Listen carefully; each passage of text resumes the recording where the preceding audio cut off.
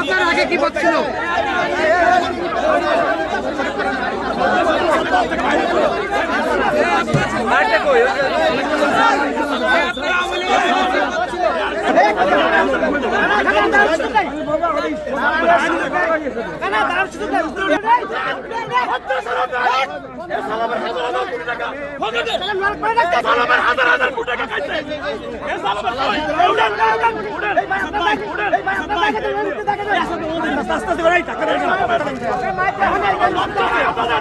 বাংলাদেশকে নিয়ে ষড়যন্ত্র করার দুঃসাহস কোথায় পেল?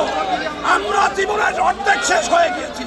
এই বাংলাদেশের গণতন্ত্র সার্বভৌমত্ব রক্ষায় আবার নিজের জীবনকে বিলিয়ে দেব, কিন্তু